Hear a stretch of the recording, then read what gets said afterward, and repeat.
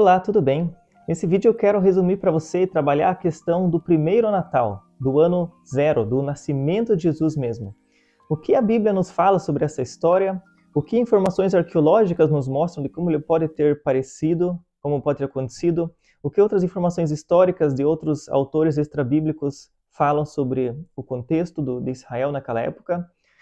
E quais seriam possíveis datas para o nascimento de Jesus, visto que a data de 25 de dezembro foi uma adição tardia, principalmente por influência da Igreja Católica. Nesses temas eu quero trabalhar nesse vídeo.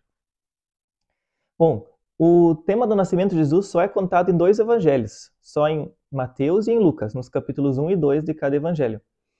Visto que cada autor dos evangelhos tinha um foco e um público-alvo diferentes, alguns colocaram certos detalhes da vida de Jesus, enquanto outros não os colocaram, vistos que para o seu público-alvo não era de muito interesse.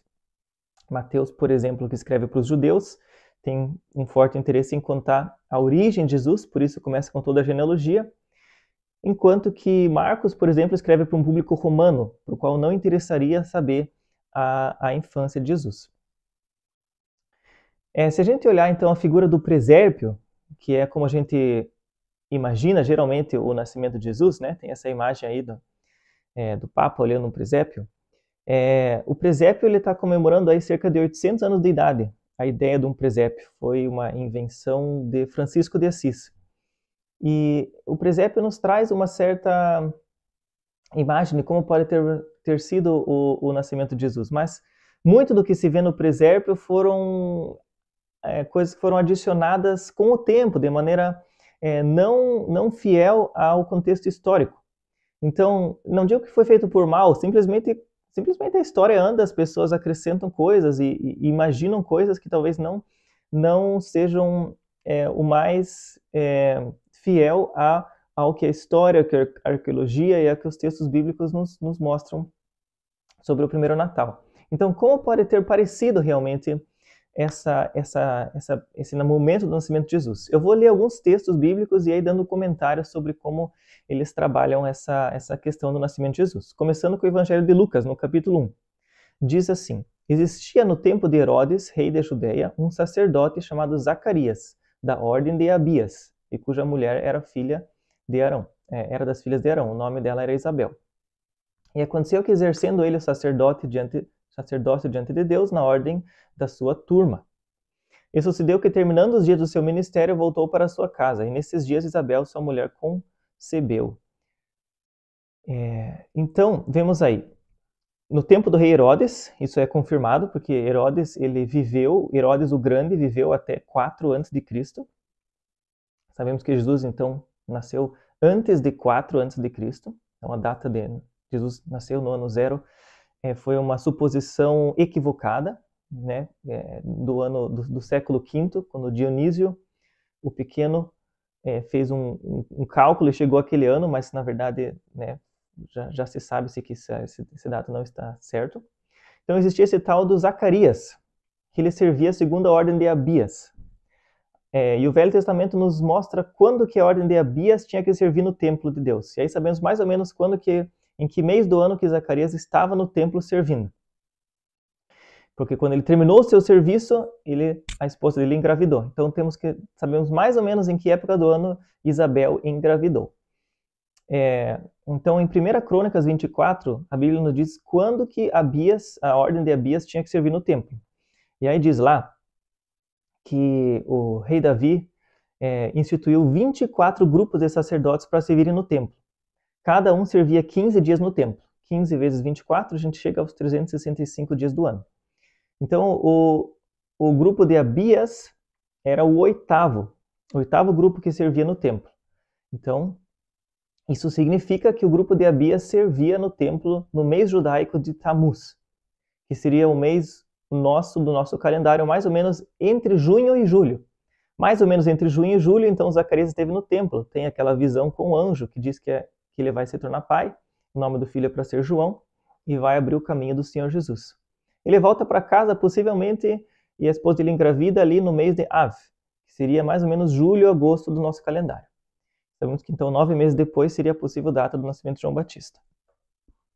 Agora o texto bíblico continua falando do nascimento, contando toda a história do nascimento de Jesus.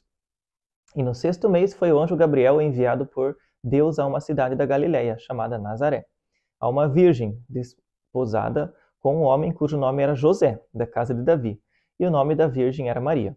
E naqueles dias, levantando-se Maria, foi apressada às montanhas a uma cidade de Judá e entrou na casa de Zacarias e saudou Isabel. Então, o anjo diz a Maria que ela também está grávida agora, justo quando a Isabel está no seu 6º mês de gestação.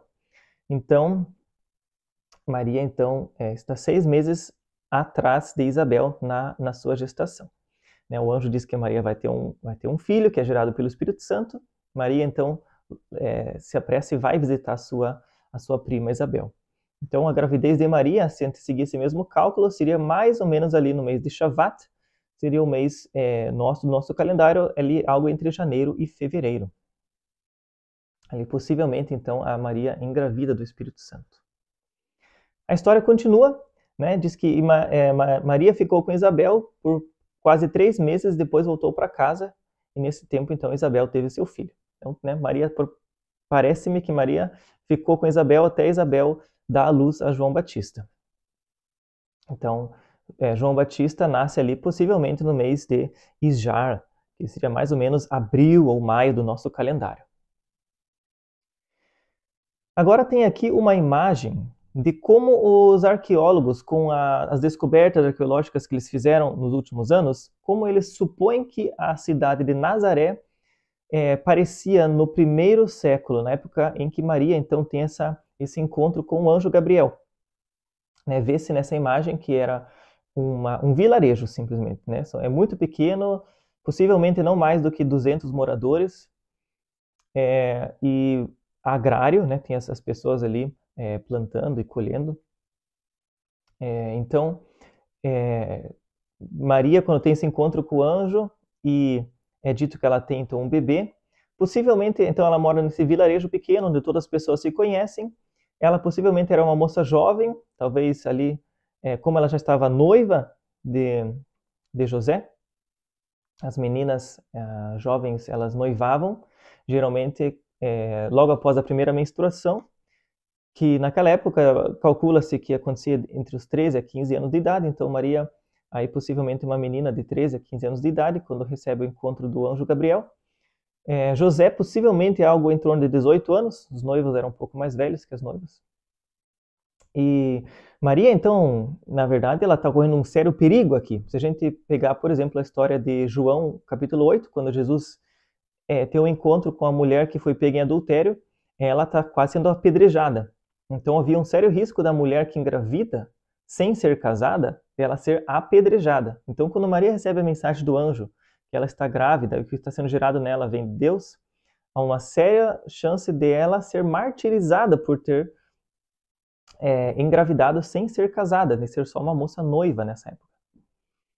Naquela época, segundo as leis da época, a acusação de adultério e apedrejamento só podia acontecer se um homem a acusasse.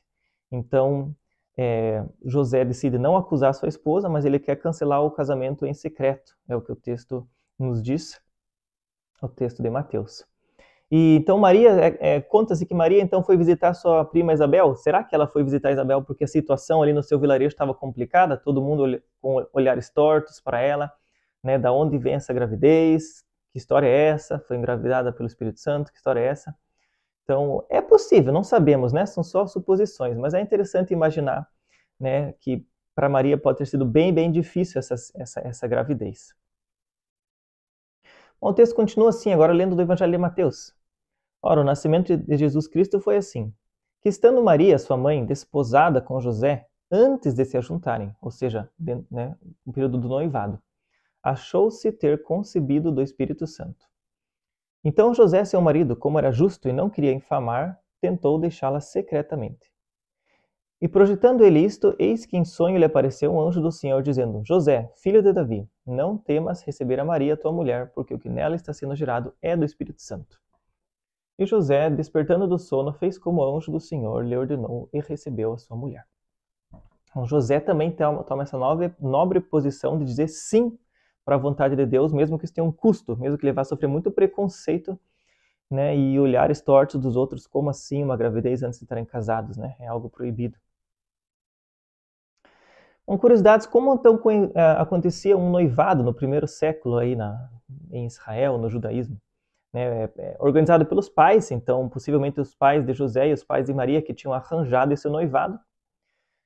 A partir do momento que o noivo e a noiva estão firmes essa aliança, o noivo só pode receber a sua noiva como sua esposa depois que ele tiver organizado duas coisas: construído a casa para eles e pago o dote da noiva.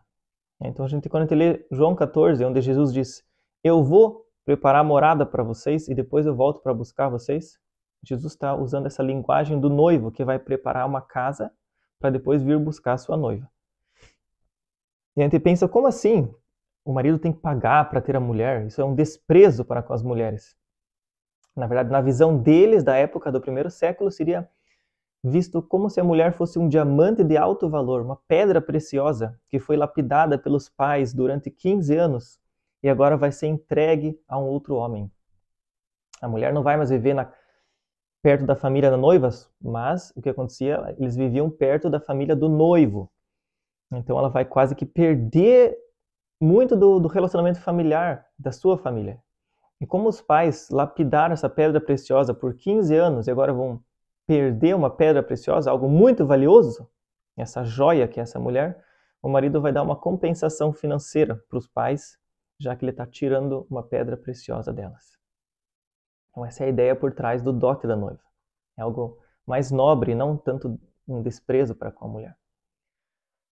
A história do nascimento de Jesus continua com Lucas.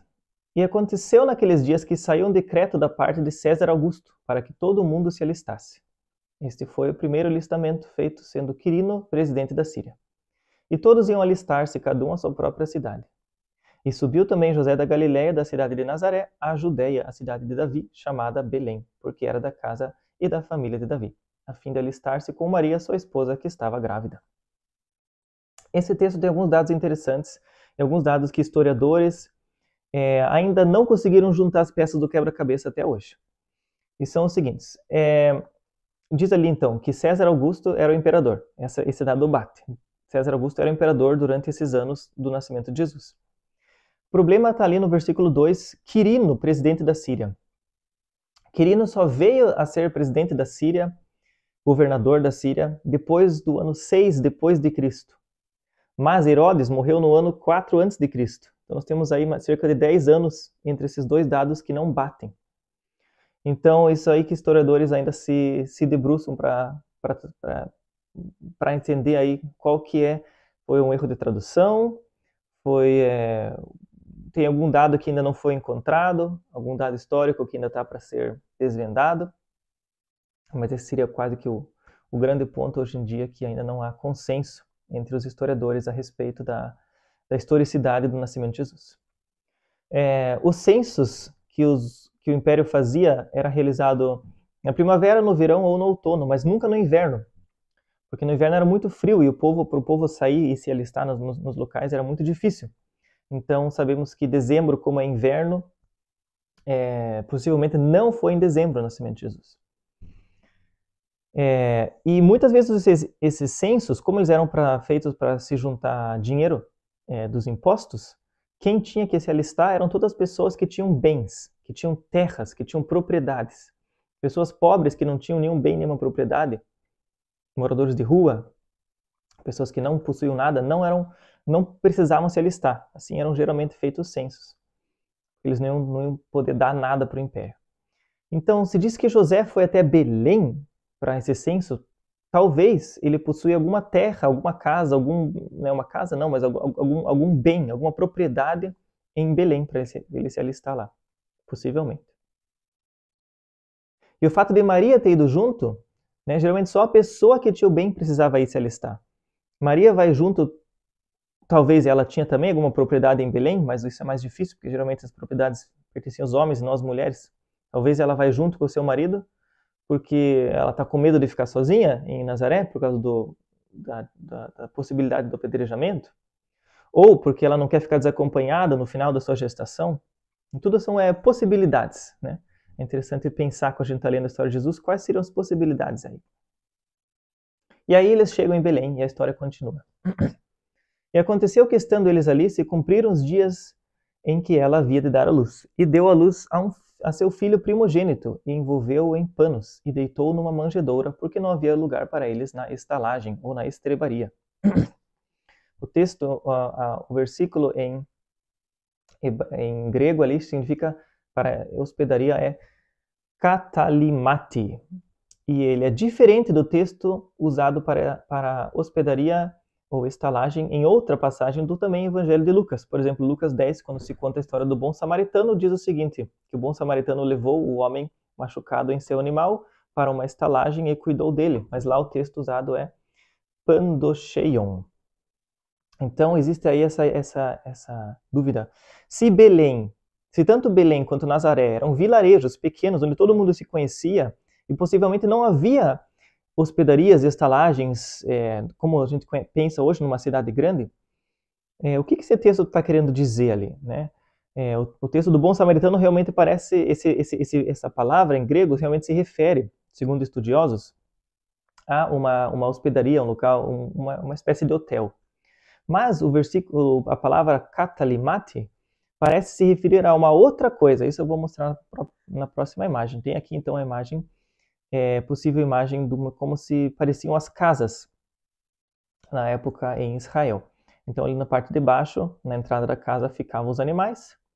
Na parte de trás da casa era a moradia das pessoas. E o segundo andar ali em cima era onde as pessoas faziam suas refeições e onde elas dormiam no verão, quando era muito quente embaixo.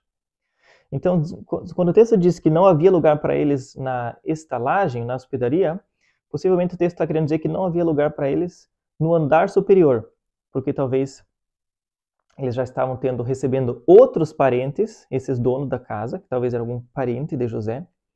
Eles estavam recebendo outros parentes, também para o censo, possivelmente, e a casa estava cheia. E já tinha gente dormindo embaixo, tinha gente dormindo em cima. Não tinha mais lugar para José e Maria. Por isso eles vão dormir junto com os animais. Então não é que eles bateram de porta em porta procurando um hotelzinho, uma pensãozinha para passar a noite. Possivelmente eles estão na casa de algum parente, mas não tem lugar para eles nem embaixo nem em cima, só junto dos animais. Então pensa-se de Belém, assim, um pequeno vilarejo, tão pequeno quanto Nazaré, insignificante frente às grandes cidades de Israel, como Jerusalém, outros centros como Cafarnaum ou Samaria. Então, visto que possivelmente não existiam tantos hotéis lá. Então, se a gente pegar todas aquelas datas dos calendários, baseado no nascimento de João Batista, poderia-se pensar, então, que Zacarias vai ao templo em junho, julho, sua esposa engravida em julho, Maria vai visitar ela e engravida lá por janeiro, fevereiro, João Batista nasce lá por maio, e Jesus, então, segundo esse mesmo cálculo, iria nascer ali perto de outubro. Isso são tudo possibilidades, não tem como saber com certeza, porque a gente não sabe se Maria foi logo em seguida, na mesma semana, visitar Isabel. A gente não sabe se Zacarias e Isabel, sua esposa, Elizabeth em inglês, se eles já engravidaram logo em seguida, depois do templo, nos dias. Então, a Bíblia não nos conta essa data e ela não quer nos contar, né?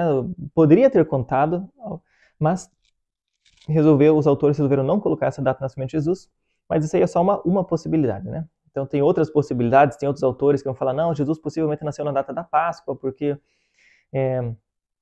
Lucas 2 diz que ele vai ao templo quando ele tinha completado os 12 anos, ele vai para a festa da Páscoa no templo, então Jesus completou os 12 anos, que significa que ele teve aniversário naquela semana.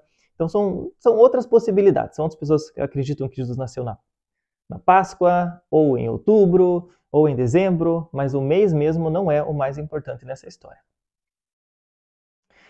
A história continua dizendo assim: ora, havia naquela mesma comarca pastores que estavam no campo e guardavam durante as vigílias da noite o seu rebanho.